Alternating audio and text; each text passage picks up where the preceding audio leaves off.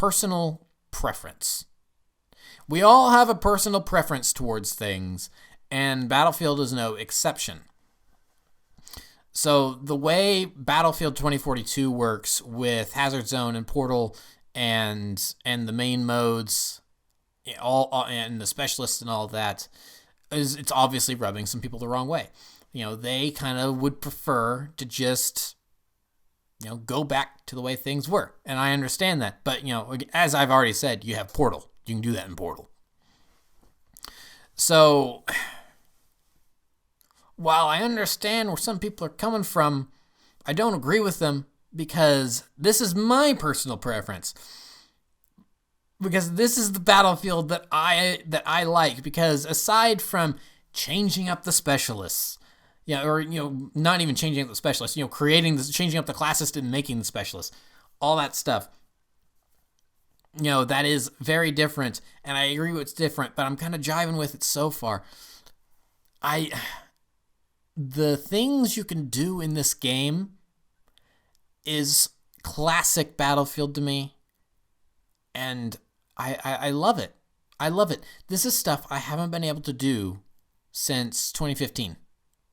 So many people love Battlefield 1 that I really don't want to call it a bad game, because it does really seem like I'm being contrarian for contrarian's sake, just trying to be that dissenting opinion just to be edgy or whatever. But in a lot of ways, I don't think it's a good game. For what I want to get out of Battlefield, Battlefield 1 does not do it for me. And a lot of that comes down to the era it's set in. I have a lot of respect for DICE for attempting a World War I video game. And if you were to make a first-person World War I video game, Battlefield 1 is probably as good as it's going to get. It looked gorgeous. It sounded gorgeous. In a lot of ways, it was especially with the it wasn't the campaign. It was the war stories. The little vignettes. Those were for the most part well designed, and they paid good homage.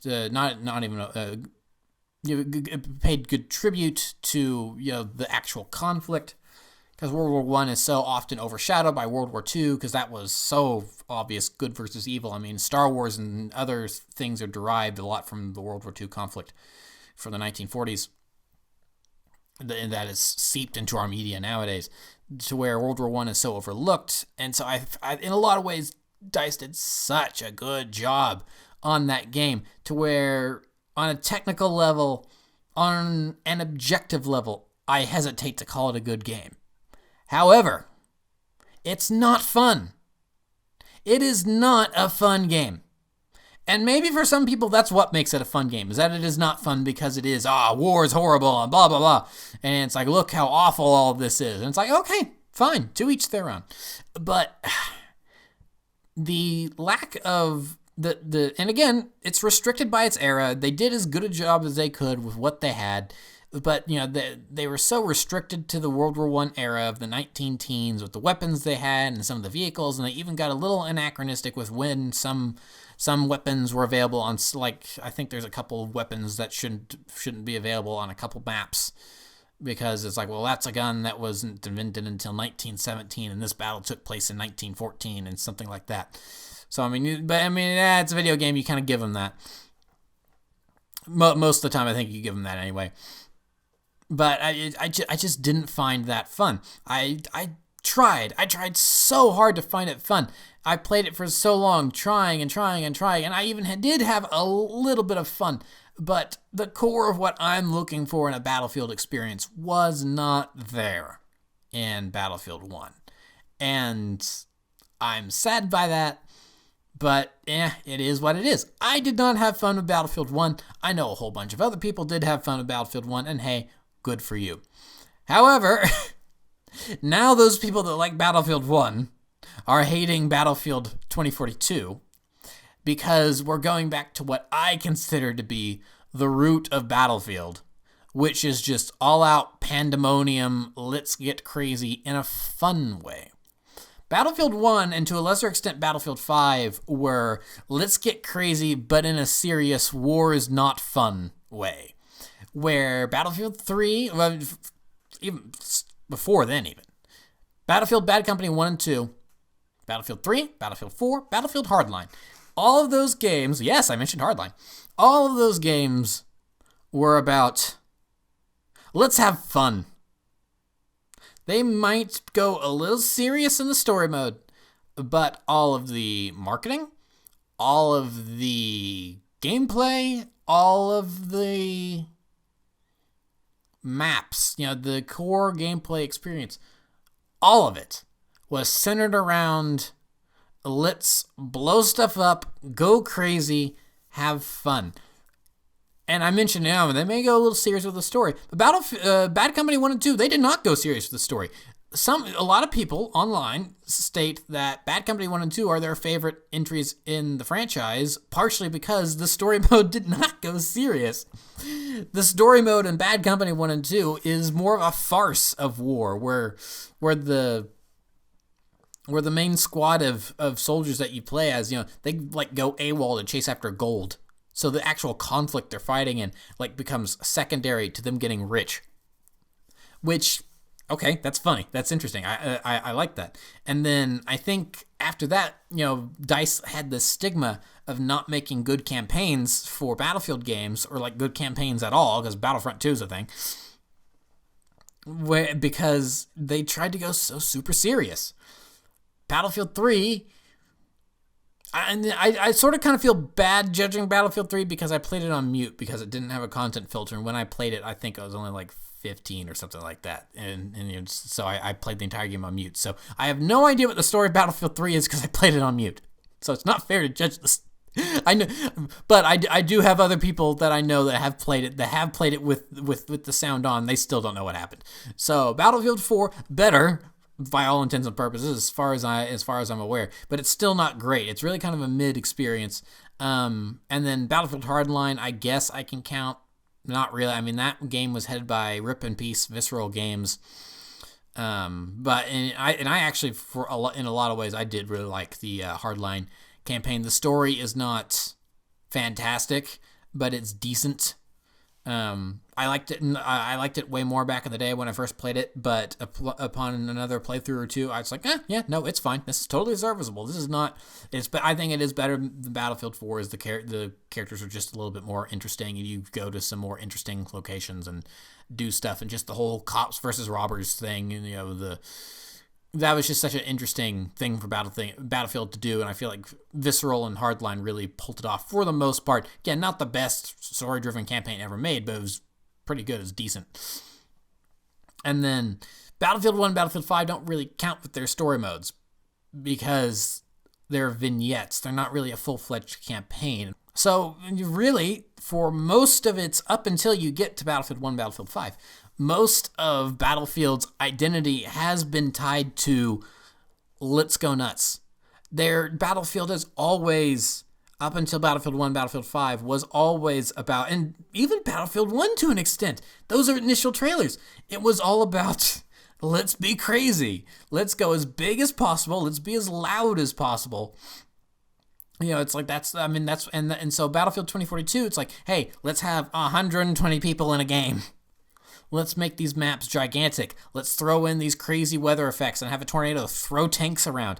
That is so classic Battlefield. That is the essence of what Battlefield is. This newer brand of... And gosh, this is one of those things, like when I talk about fandom in Star Wars and stuff, it's so tricky to talk about. Because it's like, what is a fan? It's like, there are different types of fans. That doesn't necessarily mean one fan is better. It's like, I wouldn't say I'm a better class of fan than a Battlefield 1 fan because I've played more games. Maybe Battlefield 1 fan has actually played more Battlefield games than I have, and they still think Battlefield 1 is the best game because they get something different out of it. That's awesome. That's fine. That's great. That's what fandom's all about. But it does seem like some of these Battlefield fans that are complaining about Battlefield 2042 are of more the Battlefield 1 persuasion, where they think the series should be taking itself more seriously, and I just don't agree with that.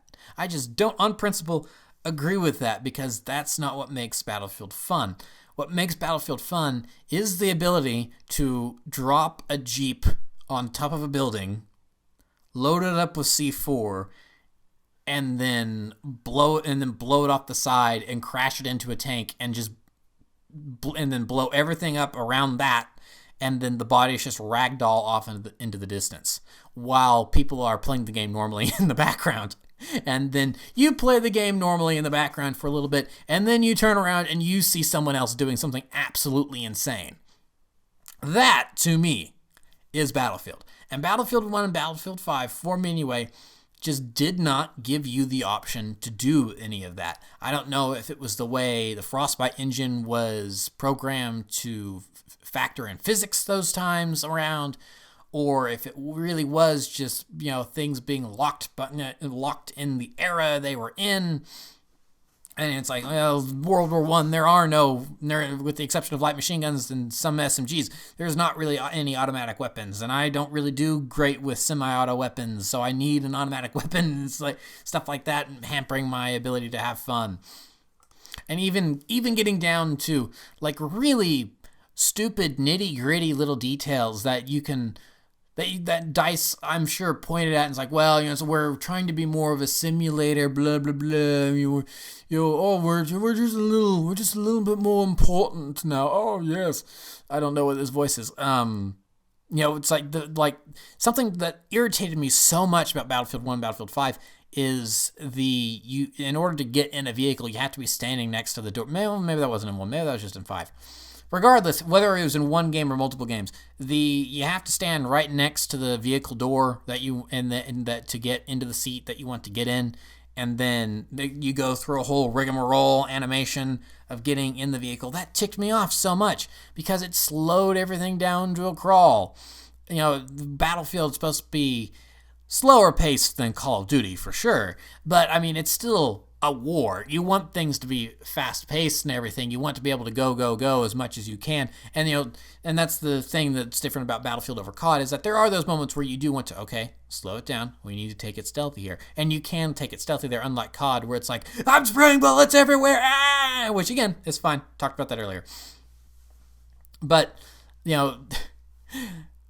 so I mean, trying to run away from a flag that is getting captured by like 30 enemies and you're the only one there, and it's like, there's a vehicle, let me jump in this vehicle and make this quick escape. You just run into it's like in previous games you could run up to it, hit the enter button, you're immediately in the driver's seat and off you go. In Battlefield 5, you run up to it from behind and you hit the button to get into it, and then like a moron, your guy opens up the door real slowly and he gets in and shuts the door, and then in order to get in, then now you're on the complete wrong side of the car. Now people are shooting at you. Well, now you hit the button to switch seats, and you don't switch seats instantaneously. Your character does a cool little slide animation. How long did the animators work on that little slide animation of your character sliding across the seat? Oh, well, you're still getting shot at. Well, now I need to get in the driver's seat. So now I'm going to do an animation of jumping it from the back seat into the front seat, and now I'm in the driver's seat. Oh, wait, except I couldn't actually get through any of those animations because I got shot while opening up the door and died. That is Battlefield 5 in a nutshell. And I still like it more than Battlefield 1.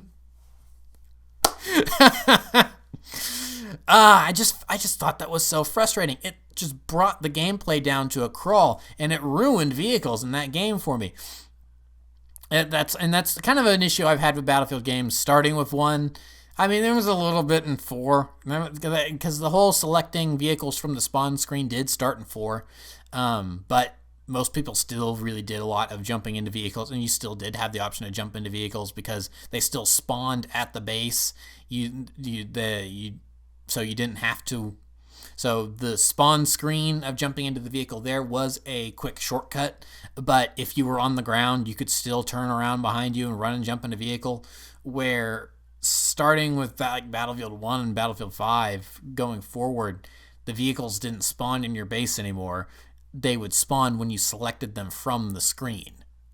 So if you spawned in your base, it's just a big empty tract of land or a bunch of buildings around you.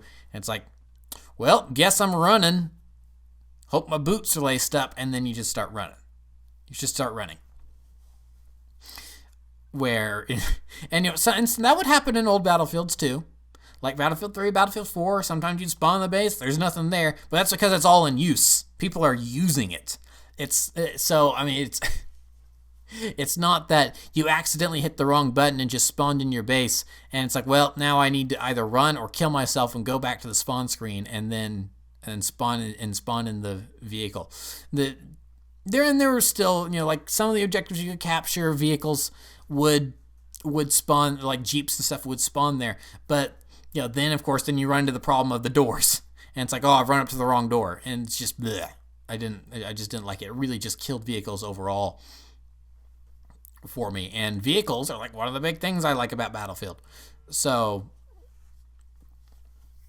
that whole personal preference thing of liking vehicles and using a lot of vehicles, that is really something that I'm enjoying in 2042, flying around in helicopters. A lot of people are saying the helicopter controls are trashed and ruined now. I love the helicopters. They're more maneuverable than ever. I can do loop-de-loops in a helicopter now. That shouldn't be allowed based on the laws of physics, but who cares? Because it's awesome. That is Battlefield. That is the essence of Battlefield, and I love it. Being able to do a loop-de-loop in a helicopter while firing my missiles at the top of a rooftop and hopefully killing someone in the process. And it's like a lot of people complain about, just stingers left and right, and it's like, well, part of that is, okay, yeah, no, people do have lock-on weapons and with rocket launchers and stuff, and they can shoot you out of the sky, but part of that is, are there maybe sometimes too many lock-on stingers targeting you? Perhaps. But at the same time, I feel like an experienced chopper pilot knows how far out to get to a target, is able to get to fire at a target without getting locked onto, and then knows when to, leave to let the helicopter repair itself. So, there's so many different levels of skills with players in Battlefield as opposed to another game. Like, it's so easy to draw a direct comparison to Call of Duty, but I'm not going to do that. I'm going to go with Halo. There's so many different types of skilled players in Battlefield compared to, say, Halo, where there are some vehicles, but I feel like most of the highly, highly skilled players in Halo are more, it's more infantry focused. And you can even say the same with Siege, but Siege is like a whole nother beast of a game in the way it works, and with the abilities and the lean mechanics and the tactical and the destruction tacticalness and stuff like that. So, but with Battlefield, you can have someone that's a pro at Battlefield, but they never jump in a vehicle and they only do infantry stuff. Then you can have someone that's a pro at Battlefield, but they never get out of their jet. They stay in their jet the entire time, and they have 40 kills on the board by the time the game is over because they're flying around dropping JDAMs on people's heads the entire time. So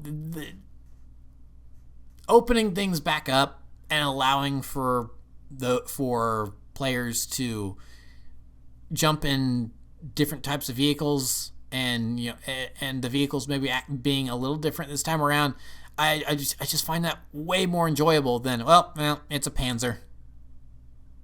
I don't know how many times I've driven a Panzer in a video game before, but yeah, this is a World War II tank. It's got a big gun, and it could go forward or backwards, and it's got a machine gun on it too. I hope I've got someone in the top with me. Yeah, this is a World War II tank, all right. But I don't know. There's just something about the vehicles in 2042. I don't know if they're more plentiful, or it's like some of them just have extra because it's supposed to be 2040, the year 2042. They've got a couple small little future tech things with them. It's like it just adds a little bit something else to it that makes them new and exciting while also still being fairly modern. And I'm just having so much fun overall. Now, they're not perfect. Tanks, I feel like the shells, there needs to be more splash damage, because if you're going up against infantry, you have to be very, very specific on where you shoot, because you try to kill infantry with your tank, you're not in for a good time if you're in the Now, that's one of the things I've changed about the tanks. Now, tanks are now 4-seaters, because you have the main driver, then you've got 2 gunners and like a spotter that can spot people around the tank.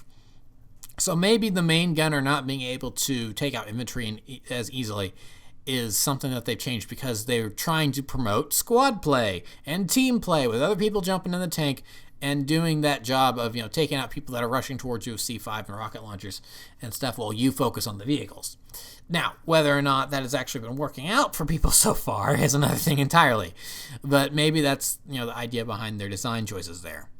So, overall, I've just been really it's the personal preference of the things that I can do in Battlefield 2042 as compared to Battlefield 1, Battlefield 5 easily puts this game above those in my opinion. And despite everything I've talked about, I feel like makes this a better game than those games. I totally understand if you disagree.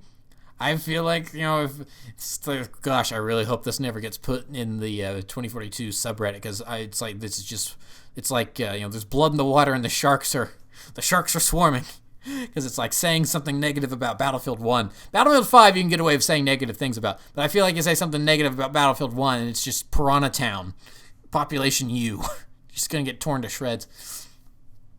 But it's like I just didn't really enjoy what those games had to offer because it just wasn't my type of Battlefield. This is my type of Battlefield. Despite the glitches, the somewhat maybe lackluster offerings that it has to offer in terms of game modes and stuff, based on what I want to do in a Battlefield game, this game lets me do that again. For the first time since 2015, I am actually able to do those things again. I am very happy about that. So that's why I'm really enjoying this game. So yeah, since I started working on this and since the game has come out, there's been other stuff that's been coming out about this game. Some of it's official information, some of it's leaked. I'll start with the leaks. Basically, the leaks are really just, hey, here's what the development cycle for this game was like. And surprise, surprise, it originally did start out live as a Battle Royale. But then DICE changed it into a Battlefield game. Like it was going to be something totally different, not even Battlefield, I don't think. And then they went, nah, it's a Battlefield game now. And knowing EA, it's like, yeah, that's not surprising. I think because they weren't going to be able to get it out on time. Or it was going to be a Battlefield game that was just Battle Royale or something like that. Along those lines. And that's where the Specialist came from. Which is interesting that DICE's idea for Battle Royale was doing the Specialists when Apex Legends is also an EA game, and they're the ones that do that in their Battle Royale, so I thought that was just kind of interesting. So yeah, they turned it into a Battlefield game, and that's not really surprising, and for what we got, I thought, yeah, I like this. This is good. Specialists kind of spice things up a little bit, making it just a little bit different, but overall, the core of what makes Battlefield is here for me, so I was okay with that. Another big development, moving on from the leaks, is just a lot of people leaving the studio. It seems like, some key people that have been working on the franchise for years have been leaving in the last couple years, which some of them I don't think we were aware of until recently had left, but a lot of the important people that have worked on Battlefield for years and like since the inception of the series and everything, they're jumping ship, which is concerning. So yeah, there's been some concerning things, but overall with the final product, that the quote-unquote final product, because they're going to update it and stuff. The final product of what we got, at least from what I've been able to play on PS4, I've been really enjoying. That has not changed since my initial recordings for this video series now. And I'm still looking forward to playing it more. I'm looking forward to see what we get in terms of new content. It looks like that's maybe being delayed until like March of 2022 because they're working on quashing bugs and stuff. I'm like, well, that's pretty typical for Battlefield. I think that's happened in the past where it's like, okay, we're going to delay the DLC because we're working on bugs and stuff. So that's not really concerning to me. So I guess that's really all I have to say on that. So we'll just go ahead and look into what the future of this franchise is going to look like, because it seems like they're really going to expand on Battlefield and turn it into this like multi-game franchise that's going to be different than it being annualized. Because Vince Zampella, who's previously of Infinity Ward and currently of Respawn, he's taken over DICE LA, which has been renamed Ripple Effect, which is a stupid name, by the way. So they're going to be working on a Battlefield game. I don't know if that's going to be the more Battle Royale-centric one or something. And EA has said that they're going to have other studios working on different experiences for. I think experiences is the word they used for Battlefield. A lot of people have been really down on this idea of expanding Battlefield. I think it's just because I'm an optimist, but I'm not down on the idea. I kind of welcome it. I'm like, okay, what? And I will preface, though, I welcome it as long as DICE remains on core Battlefield duty, which I think they will. I don't think EA's going to, well, who knows? It's EA.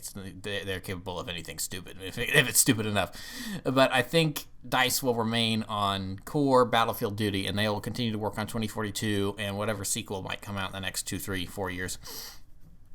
Well, we will see. And it's going to be teams like Ripple Effect or maybe Motive. And I think it's going to be those other studios that are going to, make some of these other experiences and stuff. And it's like, I don't know, I think that could be interesting because as long as the games are marketed as like side games and priced appropriately, because like if Ripple Effect comes out with a battle royale using the 2042 specialists and it's either free or like $20 or something like that, I was like, okay, that's fine. I don't know if I'll play it, but I don't think that that's like offensive in any way. I think a Battlefield RTS would kind of be cool. Just the idea of, like, call it Battlefield campaigns or something dumb like that, where it's like, yeah, you've been the soldier with boots on the ground and stuff. No, better idea. Battlefield Commander, as a nod to the Commander mode from Battlefield 4. Now, in this smaller experience, you command armies. And it's got Battlefield characters and stuff, and maybe that's the story mode for 2042 or something like that we don't get in the main game. You get it in this RTS side project or something like that. That's $10 on, and it's only available digitally or something like that. I don't know. I think that is me being optimistic, and I think stuff like that could be cool. But that's going to depend on whether or not they can market it properly and go, yes, these are side games. These are not your typical Battlefield games. So, I mean, as long as it's marketed properly like that, then I think we're good, because that was sort of the problem with HARDLINE. I love HARDLINE to death, but it was kind of marketed as, yes, this is the next Battlefield, when it's really just a side game. And I always thought of it as a side game. I always treated it as a side game, so I really enjoyed it as a side game. And like the stuff that was different about it, and it's like, yeah, there were the trucks and the big armored trucks and tanks and stuff like that, and it was replaced with regular cars and police cars, and you had a smaller arsenal and stuff like that, and it was still priced at $60, which was a little but it was a slightly overpriced side game. But I really loved it. I liked that change up for us. That's what I think these side projects could really do well, is changing it up a little bit and giving you a slightly different experience while you wait for the next big installment. And maybe that will allow the next big installment to be bigger and better and learn things from maybe the mistakes that the side games do, or incorporate the things that the side games do that become popular or something like that. So all of that to me kind of seems like a net positive now, but is that going to be the way it turns out? Who knows? So we're just going to have to find out, but I'm just going to remain optimistic. And so, yeah, I really think that's kind of it, because I don't have too much more to say. I mean, boiling all this down, I feel like, just to reiterate my thoughts before I really jump into what I think the price point here is, I mean, this game really just has all the things about Battlefield that I like about it. Yeah, are a couple differences, but to me, the core of Battlefield is conquest, big open conquest with vehicles. So, and with vehicles that are fun to use, I'll preface, because that was the problem with Battlefield 1 and 5, is that the vehicles weren't fun to use, and especially with 5, they were tedious to get in and out of, because you had to run through that stupid half-second long animation that killed pacing, and because it was trying to be realistic or something stupid like that. So, for me, this is a really fun game, slight technical issues aside, because again, I'm playing on PS4 where there aren't really a lot of technical issues, so it works for me. And that's, I think, why a game like HARDLINE also worked for me back in the day as well, because the core of what made Battlefield was still there for me. It was not as big and open as previous games, but it was still large and open enough, and you had the same 30 versus 30 team size where it was 60 people running around in a lobby, and all that stuff, chasing each other with police cars, and so while the maps were a little bit smaller, you still had the classes, and that kind of balanced out the same and different. Where with 2042, you now have big maps back, or not even really back, because maps were Battlefield size and large, and 5 and 1 as well. But you have the big maps and even larger maps now. But now they're experimenting with the classes, and the classes aren't really the same as they were. Now it's specialists, and so that's kind of been the thing that's changed. And so, yeah, I'm experimenting with it, and it's like, okay, this is fine. I'd prefer the regular classes back, but, this is fine, whatever it is. But the core of what I think of Battlefield is the big maps with with the tanks and stuff. That all is still there, and really, in my opinion, back better than it was in the last 2 installments. So I'm really here for this. I'm excited about it. The destruction isn't amped up as much as it could be, no, but again, I think that's a technical thing because they're on some systems they're working with over 100 players in a single lobby, so you just can't have everything go boom like before. So maybe that's an experiment that's failed in 2042, and then the next mainline Battlefield they're going to dip back down to 60 players in a lobby, or they will have figured out, run through tests and use this as they'll evolve, they'll learn, they'll grow, and they'll go, okay, now we know how to do this number of players better on maps that are more designed for it, and things crumble like they used to back in Bad Company 2, 3, and 4. So you knock whole buildings down and stuff like that, and it's like everything is revolutionizable, which could be cool. So I don't know, I feel like maybe some people want the next game that comes after this, because this game is trying a lot of ambitious stuff, and it was made in kind of a crunch period where it was not made in a lot of time. So either this game will evolve into what they want, minus the specialists, or, who knows? Maybe the specialists will be patched out. Anything's possible. So, but I think the next game may, depending on what it is, may be more up people's alley. The next main game, because who knows what side projects we're going to get. I would actually not hate a Hardline 2. That'd actually be really fun, I think. But anyway, so yeah, that's really kind of my thoughts on Battlefield 2042 overall. And boy, it's about dang time, because yeah, this is like the third 30-minute long video in a row. So I do apologize for that. But there was like I said, there was so much involving this game that I couldn't put it all in, If I had written it down, I probably, even if I had managed to get my thoughts together and write it all down, I probably still would have split it into these big meaty chunks, and it probably wouldn't have been any different, except the editing time on my end probably would have been worse, because I'd be recording and I'd have to stop and re-record stuff, where now it's like, okay, I just cut out gaps of silence every now and then. And there's like, okay, those sentences go away, but there's actually less editing this way for me. But this is not going to be the norm. I promise that I will get back to the regular scripted stuff next time I do a video game review. This was just a very special case. So, yeah. So the moment you've all been waiting for, 3 videos through. I thank you so very much if you watched all these videos. So now the big moment, what do I think this game is worth? What is the best deal on this game? Because, of course, that is the way I grade these, is that instead of going with a score, I go, what is it worth in real life money? I think this is a $40 game. Obviously, there's technical issues depending on your platform. These specialists are very controversial, and the maps may not always work the way they are intended to, depending on the platform you're working on, you're playing on, because sometimes the maps, it seems like, are too big or what have you, as I've explained. So it is little stuff like that do detract from the experience, and I understand that. So I can't, despite how much I am enjoying it, I can't really in good conscience say, yeah, this is a $60 game, go and buy it for $60. It's like, yeah, no, it seems like on the majority of systems there are major problems with it. And that does need to be taken into account, even if you are purchasing this on the PlayStation 4, which doesn't really suffer from any of those problems that other people seem to be talking about, because the maps are smaller and there's a smaller number, so it works better because it's a little more like the other experiences, so it's tailored a little better for that.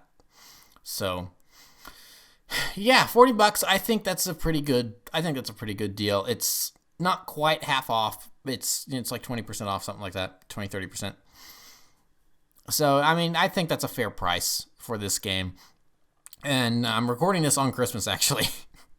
Because that's how long there's been a gap between when I managed to get part 2 done and when I managed to get this part done, which on your end isn't really that long, but on my end is actually a little while.